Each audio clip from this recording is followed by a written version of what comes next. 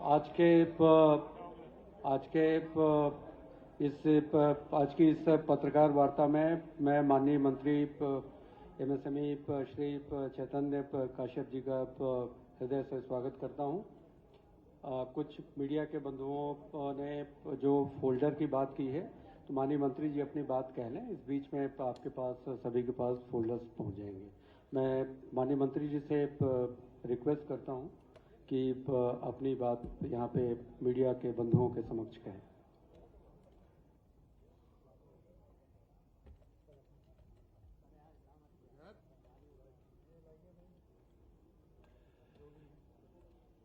मध्य प्रदेश में डॉक्टर मोहन यादव जी के नेतृत्व में जो सरकार 2 वर्ष पूर्व बनी थी और इस 2 वर्षों में जो महत्वपूर्ण उपलब्धियां हुई है और हर क्षेत्र के अंदर विकास हुआ है। प्रधानमंत्री नरेंद्र मोदी जी के मार्गदर्शन में और उनका बराबर आशीर्वाद मध्य प्रदेश को मिलता रहा है, आप सब लोगों ने देखा है।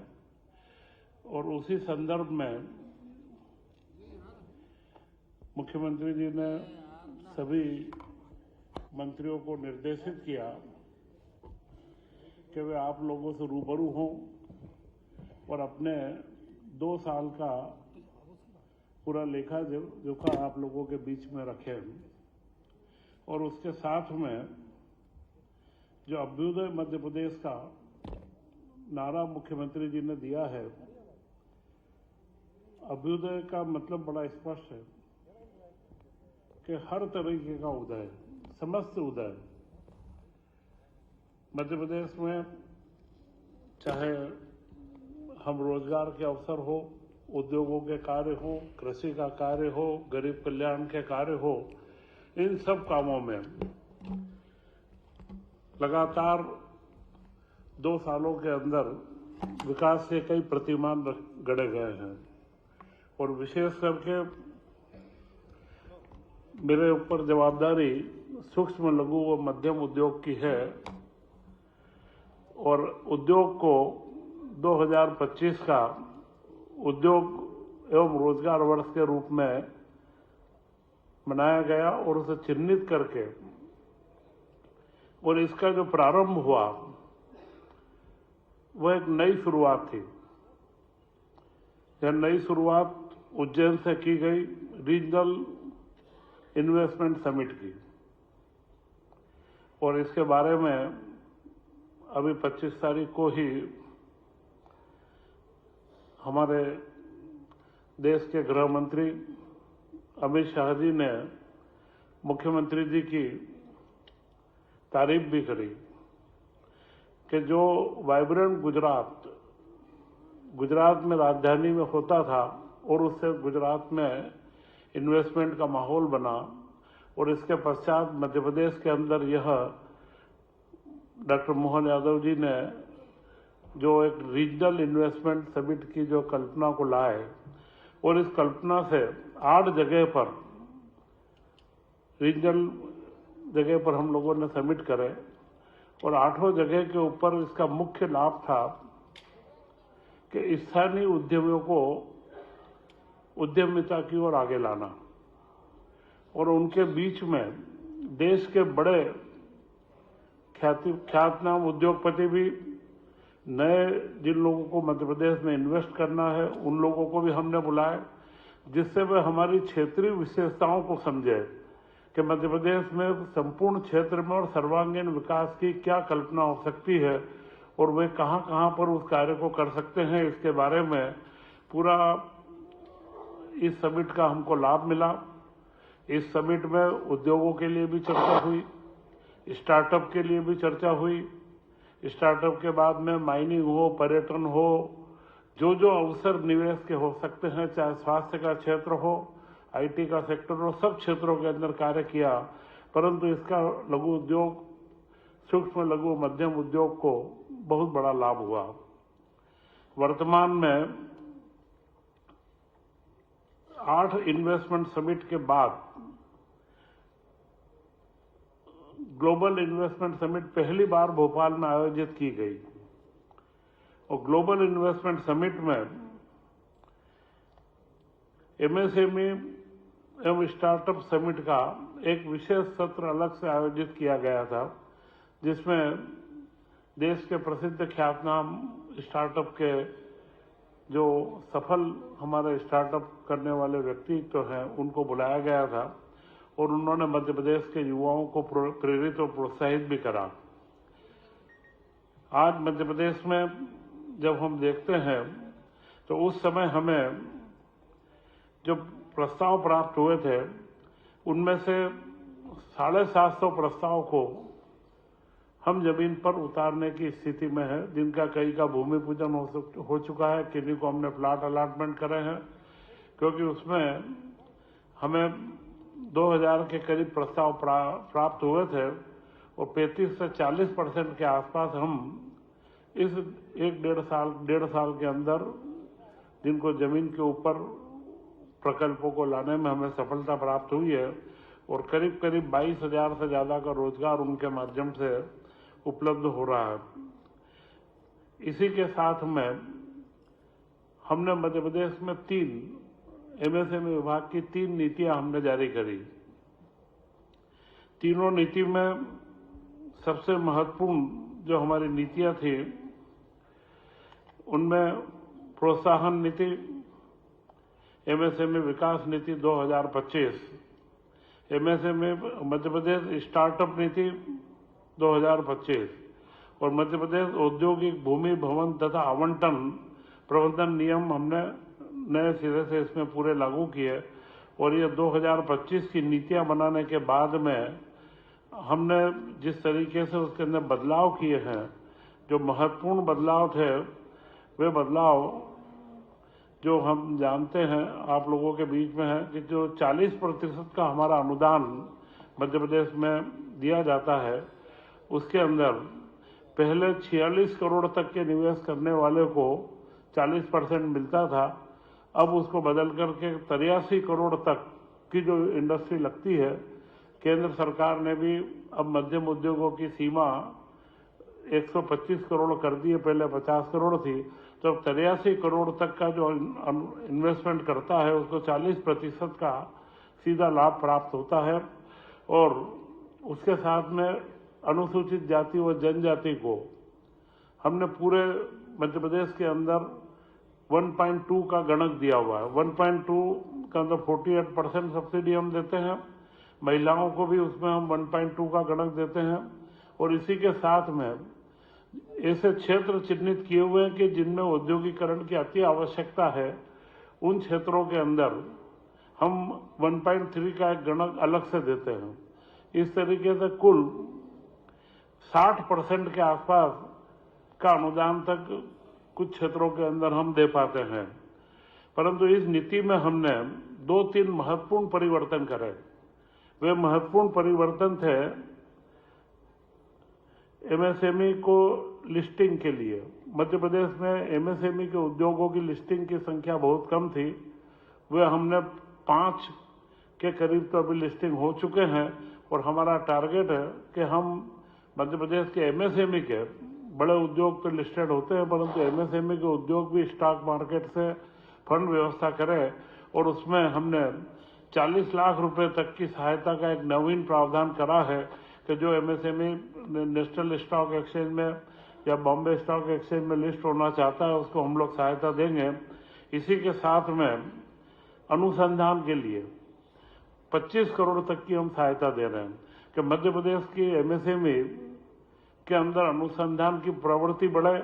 और वे अपने उत्पाद को विश्व स्तरीय बना सके और उसमें जो खर्चा आएगा उसमें 25% और अधिकतम हम 25 करोड़ तक का सहयोग उसके अंदर हम देंगे। इसी के साथ में logistic and where housing,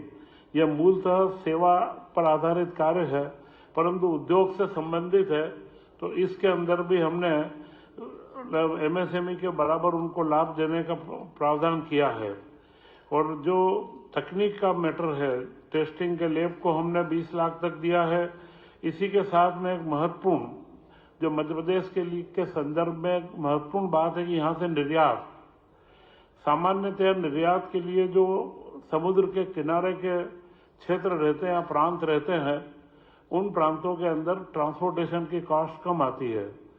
Madhya Pradesh land lock state है, चारों तरफ से हमारे पास कोई समुद्र नहीं है, तो यहाँ से हमारे जो मध्यम लघु उद्योग वाले हैं, इनको या बड़े उद्योगों को भी हमने निर्यात की राशि दी, पर लघु मध्यम उद्योग को हमने अभी इसके अंदर करीब करीब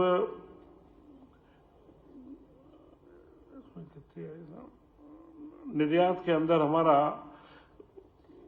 40% के आसपास हम लोग इसमें जो भाड़ा लगेगा यहाँ से पोर्ट तक पहुँचाने का, चाहे JNPT का पोर्ट हो या कोई भी पोर्ट तक वो जो माल भेजेंगे, तो भाड़े का हम 50% और 40 लाख रुपए अधिकतम तक उसमें प्रति वर्ष 5 साल तक हम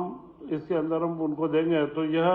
एक महत्वपूर्ण लाभ है कि जो उनके प्रोडक्ट को कॉम्पिटिटिव दुनिया के अंदर ले जाने के लिए महत्वपूर्ण साबित होगा। तो यह इसी नीति के अंदर ऐसे आपको बुकलेट भी उपलब्ध कराई है, उसमें कई महत्वपूर्ण मुद्दे हमने ये शामिल करे हैं। इसी के अंदर जो हमने पूरी स्टार्टअप की नीति बनाई है, स्टार्टअप की नीति में एक महत्वपूर्ण प्रावधान हमने करा है, वह प्रावधान है EIR का, एंटरप्रेन्योर इन रेसिडेंस। यह एक सबसे बड़ा महत्वपूर्ण पहलू है कि जब बच्चे जो हमारे नए युवाओं के मन में कोई आइडिया आता है और वह आइडिया को लेकर के उसके बारे में इंडस्ट्री को या उस सेवा को आगे विस्तार करना चाहता है, तो वो शुरुआती दौर में बड़ा असमंजस में रहता है। छोटे जिलों से जब बच्चे आते हैं तो हमने 1 साल के लिए 10,000 रुपया प्रति माह उसको दिया है कि वो अपने विचार को लेकर के इंक्यूबेशन सेंटर तक जाना आना करे, चाहे बड़े सेंटर पर जाए, आसपास जाए, और 10,000 रुपये महीने का उसको समर्थन मिलता है, जिससे उसके विचार को वो पल्लवित कर सके। और विचार बनने के बाद में प्रोटो मॉडल के लिए भी हमने सहायता का प्रावधान रखा है। प्रोटो मॉडल के बाद में जब वह उसको जमीन पर उतारता है, तब उसे हम 30 लाख तक की ग्रांट के रूप में सहायता प्रदान करते हैं। और जब इसके बाद वह विस्तार करना प्रारंभ करता है, उसका बड़ा विस्तार जब प्रारंभ होता है, तो उसे जो सीड फंड की आवश्यकता होती है, तो वह फंड भी हमने उपलब्ध कराया। 100 करोड़ का सीड फंड हमने इसके लिए बनाया है। मध्य प्रदेश में इस नीति के तहत अभी तक 3 बड़े स्टार्टअप्स को 12 करोड़ की राशि, जो अल्टरनेटिव इन्वेस्टमेंट फंड है देश के प्रतिष्ठित, उनमें हमने 3 करोड़ रुपए इन्वेस्ट करा है और उन्होंने 12 करोड़ रुपए, हमने उनसे एग्रीमेंट ही हमारा ऐसा है कि हम 1 रुपया देंगे तो वो 2 रुपये मिलाएंगे, 3 रुपया वो मध्य प्रदेश के अंदर हमारे स्टार्टअप्स को देंगे। तो 12 करोड़ रुपया उन लोगों ने मध्य प्रदेश के 3 स्टार्टअप को अभी तक प्रदान करा है। तो स्टार्टअप एक महत्वपूर्ण भूमिका है जो नए युवाओं को, नए विचारों को आगे बढ़ाने में और उसके प्रोडक्ट को आगे बढ़ाने में आगे बढ़ता है। और हमारा विभाग की ज़्यादा रुचि है कि स्टार्टअप उत्पादन के ज़्यादा बने, तो यह पूरे कार्य को स्टार्टअप के क्षेत्र में हमने एक नया आयाम दिया है। स्टार्टअप के क्षेत्र में ही हम एक बड़ा incubation centre, mega incubation centre, जिसको हम इस्टेब्लिश करने की पूरी हमने डिजाइन तैयार कर रहे हैं। वो सेंटर ऐसा होगा कि जिसमें उसको आइडिया डेवलप करने के लिए प्रयोगशाला भी मिलेगी, उत्पादन के लिए कोई इक्विपमेंट बनाना है उसको वहाँ मेंटरिंग चाहिए, मेंटरिंग मिलेगी। उसी के साथ में शुरुआती दौर में उसको हम शेड और जगह भी उपलब्ध कराएंगे कि जिसके माध्यम से वह अपना उत्पादन का कार्य भी प्रारंभ कर सके। क्योंकि स्टार्टअप नई दुनिया के लिए, अब भी नए वर्तमान बदलते परिवेश में स्टार्टअप एक महत्वपूर्ण योगदान हमारा अदा करता है और जो हमारे युवाओं को नए विचारों को आगे बढ़ाने में काम करता है। और हर जिले के अंदर हम 52 नए इंक्यूबेशन सेंटर रैम्प प्रोग्राम के तहत अभी हम लोग इसके अंदर लागू कर रहे हैं। इसी के साथ में 2 महत्वपूर्ण कार्य हमारे विभाग के द्वारा किए गए। नीतियों को बनाना, कॉन्क्लेव के द्वारा, रीजनल कॉन्क्लेव के द्वारा उद्योगपतियों को आकर्षित करना, परंतु उनके मन में विश्वास जमाना कि मध्य प्रदेश में वाकई बदलाव है। इसके लिए हमने 4,865 इकाइयों को सब्सिडी का वितरण ऑनलाइन किया। यह पूरा ऑनलाइन मॉडल हमने लागू करा और 3,118 करोड़ रुपए, 3,118 करोड़ रुपए पिछले 2 वर्ष में हमने सब्सिडी के एमएसएमई सेक्टर के अंदर बांटे हैं। और मुझे यह बताते हुए बड़ा हर्ष भी है आपको कि मध्य प्रदेश के अंदर हम नवंबर 25 तक का पूरा सब्सिडी जो केसेस हमने सैंक्शन करे या ड्यू है, नवंबर 25 तक की पूरी सब्सिडी और ऑनलाइन उनके सबके उद्यमियों को खाते के अंदर हम ट्रांसफर कर चुके हैं। और इतने नवंबर तक की राशि देने वाला मेरे ख्याल से मध्य प्रदेश देश में पहला राज्य है कि जिसने सब्सिडी को, क्योंकि जो मुख्य सब्सिडी का लाभ होना चाहिए, उद्यम जब प्रारंभ होता है तो प्रारंभ के 2 वर्षों में ही वो तकलीफ में रहता है। और हैंड होल्डिंग करना जो सब्सिडी का मुख्य भाव होता है कि हम हैंड होल्ड करें, कि जब वो तकलीफ में रहता है उस समय सरकार उसकी सहायता करे।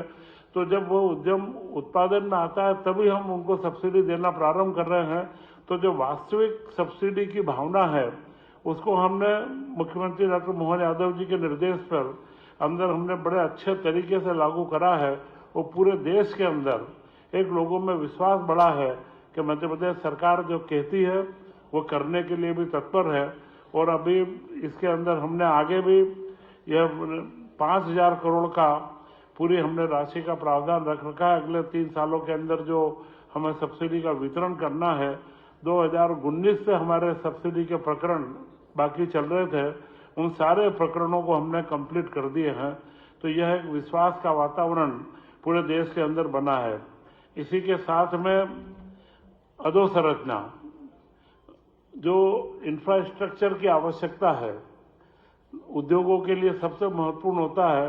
कि औद्योगिक क्षेत्रों का निर्माण हो। उसमें हमने पिछले 2 वर्षों में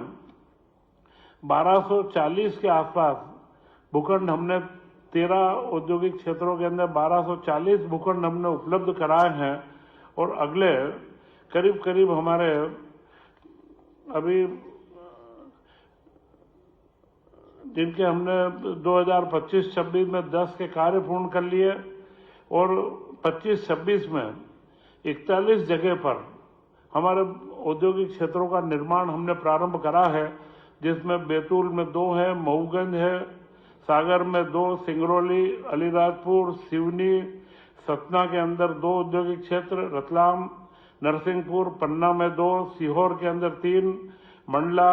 खंडवा, नीमच में 4, भोपाल, धार में 3, देवास, बुरहानपुर, सीधी, रायसेन, शिवपुरी, बालाघाट, राजगढ़, इंदौर, उज्जैन, मुरैना व भिंड। ये नाम मैंने इसलिए पढ़े हैं कि पूरे मध्य प्रदेश के विस्तार के अंदर चारों और सभी रीजन के अंदर हमने औद्योगिक क्षेत्रों के निर्माण की कल्पना को हम साकार कर रहे हैं। और जिसमें करीब करीब 3,353 प्लाट हम उपलब्ध कराएंगे। और उसी के साथ में हमने नई जो हमारी लैंड पॉलिसी है उसके अंदर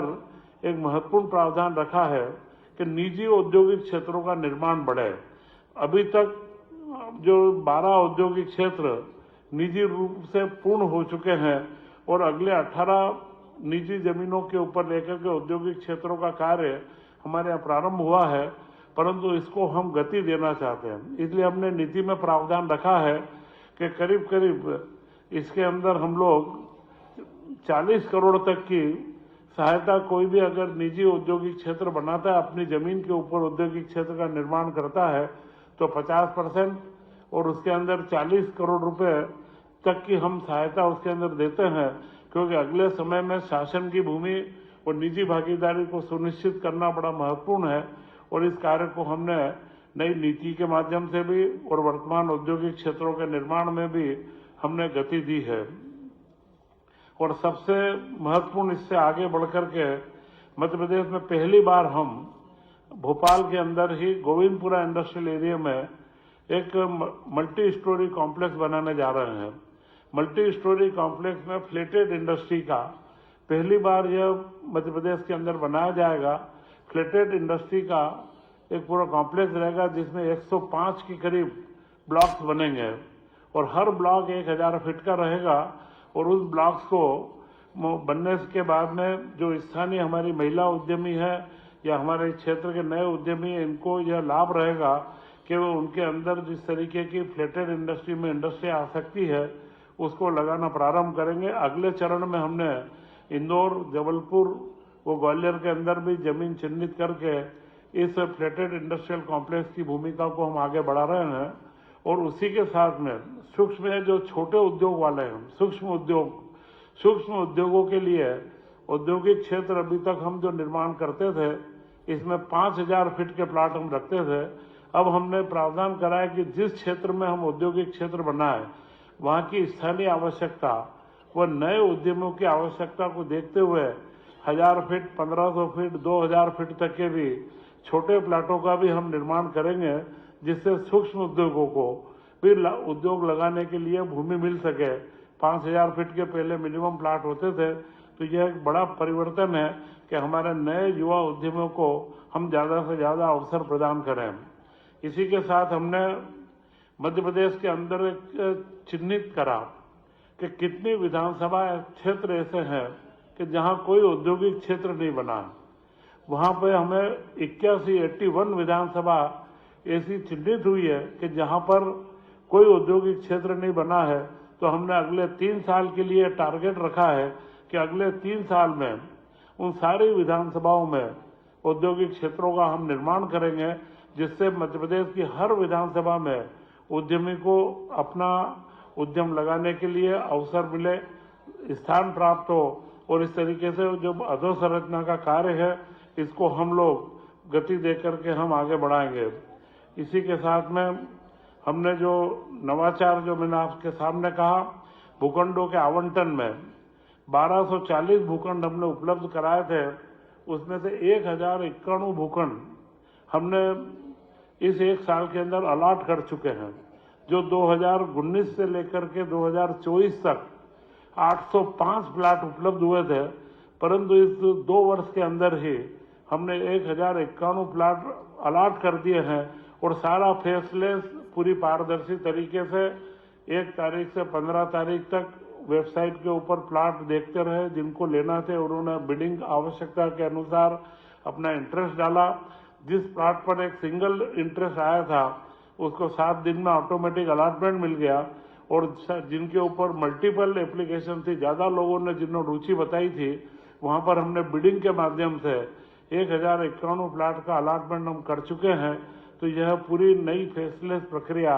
जमीन आवंटन की हमने मध्य प्रदेश के अंदर प्रारंभ करी है। इसके अलावा हम लोगों का जो लक्ष्य है अभी वह सारा मैंने आपके बीच में रखा, 81 विधानसभा का 5000 करोड़ की प्रोत्साहन योजना। परंतु एक महत्वपूर्ण कार्य जो क्लस्टर निर्माण में वो सूक्ष्म लघु उद्योगों के लिए अब आवश्यक होता जा रहा है कि जो छोटे उद्यमी होते हैं उनको कुछ तकनीकी की तकलीफ रहती है। अभी हमने एक तकनीक के लिए अलीराजपुर के अंदर कॉमन फैसिलिटी सेंटर स्वीकृत करा है केंद्र सरकार के सहयोग से। 9.5 करोड़ की राशि हम उसको दे रहे हैं, क्योंकि अलीराजपुर आदिवासी अंचल है और वहां पर लोहे की अलमारी और लोहे के पलंग व दरवाजे बनते हैं। परंतु वे जो वेल्डिंग करते तो जो शीट आती है वह शीट वो अभी दाहोद से या इंदौर से लाते हैं। ये कॉमन फैसिलिटी सेंटर में जो हमने उसको तकनीक के लिए जो दिलवाया है वह तकनीक रोबोट पे आधारित है कि एक तरफ से लोहे की शीट जाएगी, वह जो डिजाइन डालेगा, पलंग की साइड की पट्टी हो, आगे की पट्टी हो, दरवाजा खिड़की उसके पट्टी हो, अलमारी की जो फ्रेम रहती है वो पूरी की पूरी फ्रेम कटिंग होकर के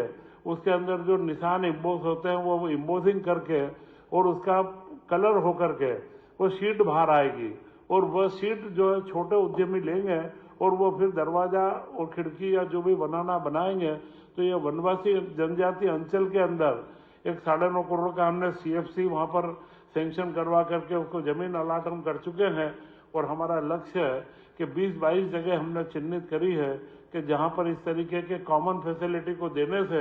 हमारे नए छोटे उद्यमियों को लाभ हो सकता है। तो यह कॉमन फैसिलिटी सेंटर को हम आगे बढ़ा रहे हैं। और इस पूरे में जब हम रीजनल इन्वेस्टमेंट समिट और सारा करते रहे तो एक चीज सामने आई थी कि मध्य प्रदेश के अंदर कोई बहुत अच्छा बड़ा कन्वेंशन सेंटर नहीं है। हमारे मुख्यमंत्री डॉक्टर मोहन यादव जी ने अभी अब वर्तमान में ही हमारे व्यापार मंत्री पीयूष गोयल जी के साथ में जो मध्य प्रदेश को 4 अवार्ड मिले थे, मैं स्वयं भी वहां पर था, तब हमने उनसे यह रिक्वेस्ट करी तो उन्होंने सहर्ष स्वीकार कर लिया कि आप मध्य प्रदेश में उचित स्थान पर जमीन दिलवाए तो हम केंद्र की ओर से 300-400 करोड़ की राशि उसमें उपलब्ध करेंगे। तो मध्य प्रदेश में एक बड़ा कन्वेंशन सेंटर, जहां पर अंतर्राष्ट्रीय स्तर की प्रदर्शनियां लग सके, व्यापारिक सम्मेलन, औद्योगिक सम्मेलन हो सके, और इसके लिए हम मध्य प्रदेश में एक trade fair authority, MP trade fair authority का गठन भी हम करने जा रहे हैं। तो यह जो पूरा परिदृश्य है, इस परिदृश्य को बदलने में सूक्ष्म लघु मध्यम उद्योगों के साथ में हम एक सहयोगी की भूमिका में बने, उनके अधोसंरचना, उनको प्लाट अवेलेबल करवाना, भूमि उपलब्ध कराना, तकनीक उपलब्ध करवाना, ओडीओपी के काम में हमें उनको सहयोग प्रदान करना, और उसी के साथ में हमने जितने भी कार्य करे हैं, इन कार्यों के साथ में मध्य प्रदेश की जीडीपी में जो हमारे 2047 के लक्ष्य हैं, तो मध्य प्रदेश की जीडीपी में जो 25% का लक्ष्य उद्योगों के लिए निर्धारित किया गया है राष्ट्रीय स्तर पर, मध्य प्रदेश भी 2047 तक उद्योग के अंदर, क्योंकि यहाँ पर मध्य प्रदेश में अभी तक जीडीपी में कृषि का योगदान ज्यादा रहा है, परंतु उद्योगों के योगदान को बढ़ाने के लिए हमने मुख्यमंत्री के नेतृत्व में पूरी नई नीतियों के साथ में और पारदर्शिता और त्वरित सहायता और जो वास्तविक हैंड होल्डिंग होना चाहिए वह एक माहौल बनाया है, और उसके माध्यम से हम लोग मध्य प्रदेश के वर्तमान उद्यमी जो कार्य कर रहे हैं उनको भी मजबूत करना, उनको भी विकास की गति पर लाना और नए उद्यमों को अवसर देना, इन सारे कामों को गति दी है। मैं आज पुनः आप सबके बीच में मैंने सारे विषय को रखा है, और मैं ऐसा मानता हूं कि मध्य प्रदेश में जो माहौल बना है, यह माहौल आप लोगों के माध्यम से और त्वरित गति से पूरी देश व दुनिया के उद्योगपतियों के बीच में मध्य प्रदेश की एक सकारात्मक परिस्थिति जाए। आप लोगों के कारण हम तो बोलते हैं, परंतु आप लोगों के माध्यम से अगर एक सकारात्मक सोच जाती है तो जो हमारे निवेशक हैं वे आकृष्ट होंगे, और मध्य प्रदेश का युवा भी उद्यम लगाने को आकृष्ट होगा। जय हिंद, जय भारत।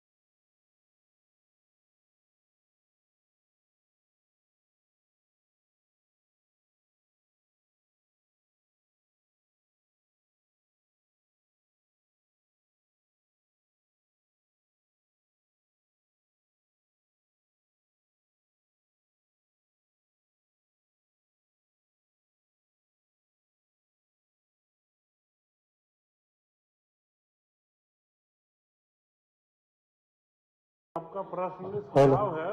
और आपके सुझाव को हम पूरा गंभीरता से चिंतन करेंगे। हेलो।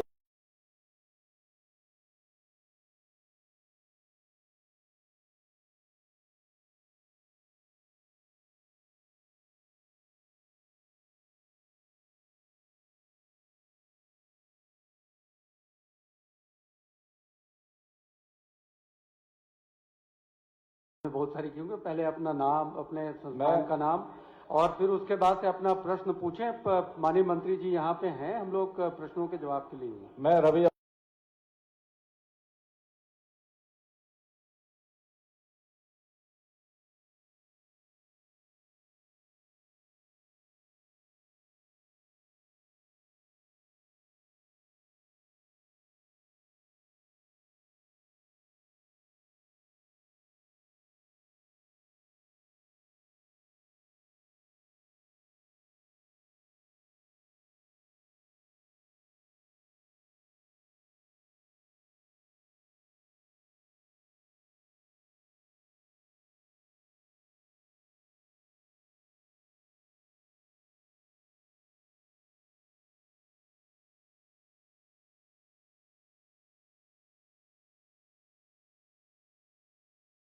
आपने बड़ा पुराना प्रकरण है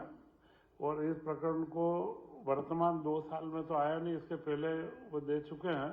फिर भी आपने कहा तो हम इसको अध्ययन करेंगे और जो आवश्यक होगा कार्रवाई पूरी करेंगे। आप बताएं और प्रश्न करें।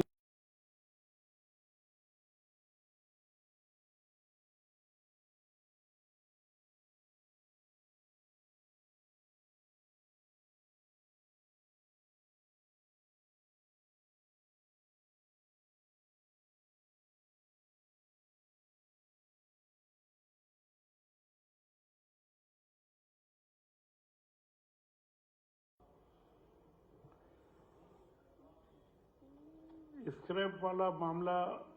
अलग है और ड्रग का जो आप बता रहे हैं, ड्रग का मामला, जो ड्रग लाइसेंस का कार्य होता है, हमारा काम है उद्योग को जमीन देना। हम लोग उसके अंदर की इंक्वायरी नहीं करते हैं। वह जो करना काम है ड्रग इंस्पेक्टर और उसके लिए अलग अलग विभाग जवाबदार रहते हैं और वे लोग कार्य करते हैं। परंतु फिर भी अगर कोई आपके संज्ञान में ऐसा हो कि कहीं अवैध कार्य कोई हो रहा है तो हम उसको जहां से भी उचित होगा पूर्ण कार्रवाई करेंगे।